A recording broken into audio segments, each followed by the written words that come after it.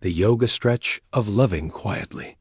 The scent of lemon disinfectant clung to Ethan's calloused hands as he dragged the mop across the studio floor, its wooden panels gleaming under the soft morning light filtering through bamboo blinds.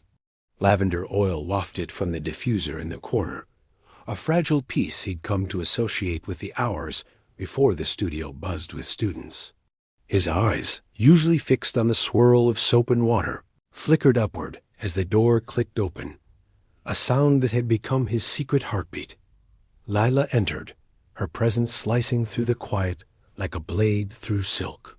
She moved as if her bones were made of air, her limbs folding into Virabhadrasana, the tree pose, her right foot pressed to her inner thigh, arms arcing overhead like branches reaching for sunlight. Ethan froze, the mop trembling in his grip. Her spine curved with the elegance of a bowstring, fingertips brushing the ceiling as if tracing invisible constellations. To him, her body was a poem he couldn't decipher, a language of angles and breaths that left him aching. When her gaze snapped to his sharp, glacial, he dropped his eyes, the clatter of his cleaning cart retreating down the hall, a discordant note in her sanctuary of silence. Lila's mornings were rituals carved in stone.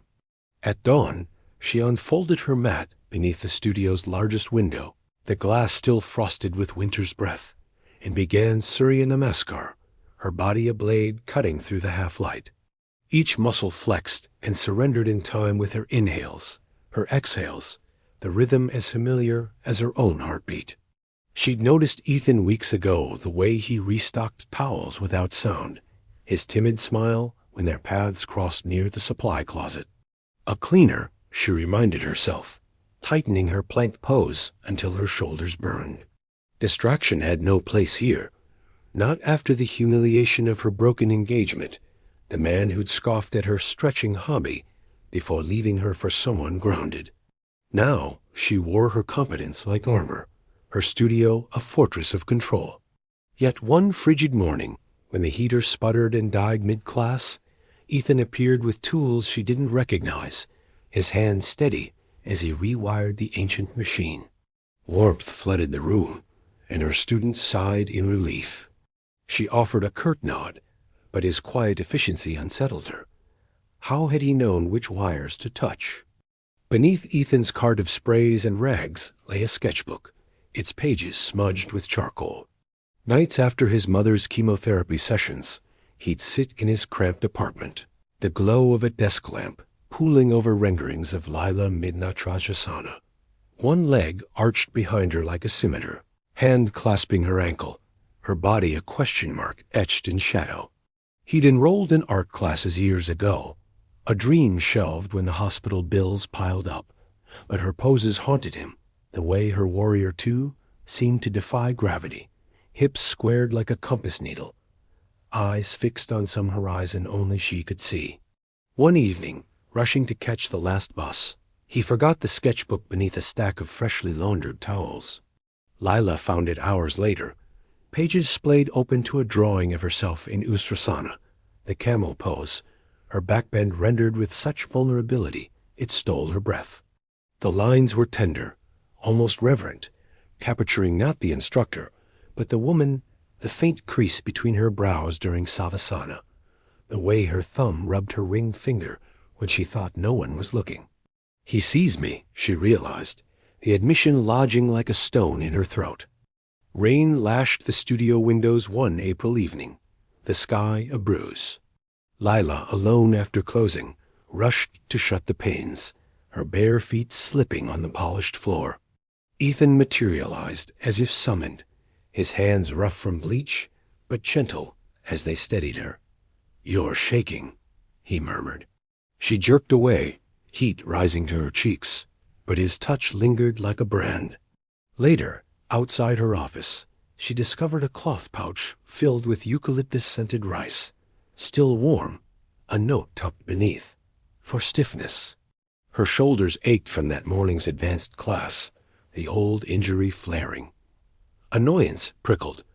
Who was he to notice? But as the heat seeped into her muscles, she caught herself staring at his blocky handwriting, the E in Ethan smudged as if he'd hesitated. "He's sweet on you," Priya sang over chai, her smirk sharpening as Lila stiffened. "Don't be absurd. He's just there." But that afternoon, Lila watched Ethan kneel beside a sobbing teenager, a new student overwhelmed by the advanced flow, his voice low, his laugh a rumble that eased the girl's tears. Memories surfaced.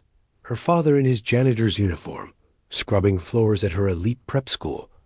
How she'd pretended not to know him when his mop bucket clattered past her laughing friends.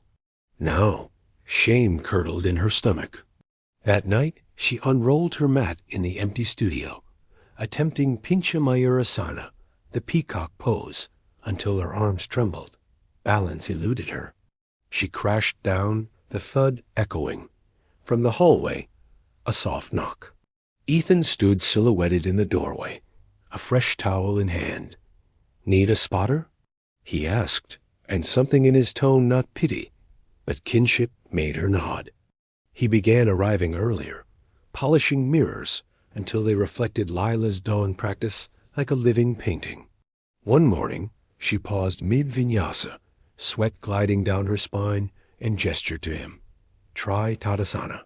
His feet fumbled, hips uneven, and she stepped close, her palm pressing his shoulder blade. His breath hitched, hers faltered. "Ground through the heels," she instructed, voice fraying. His body aligned, and for a heartbeat, their reflections merged her grace, his solidity, the mirror holding them both. A monsoon storm trapped them overnight, the streets flooded, phones dead.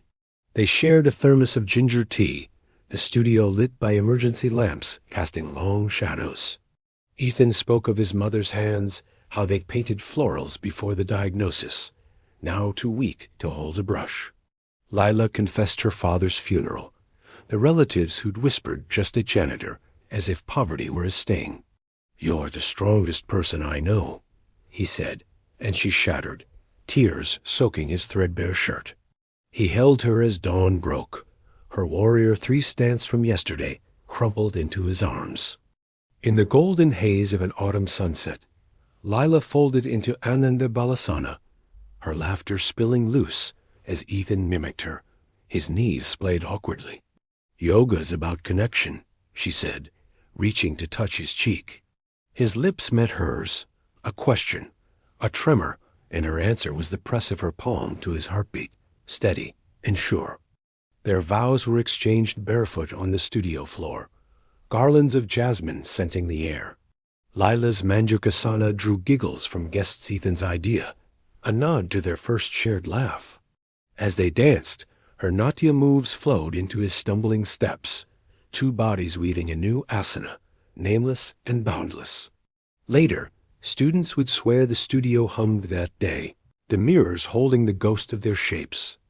A woman arched like a wave, a man solid as shore, and the space between them, finally, still.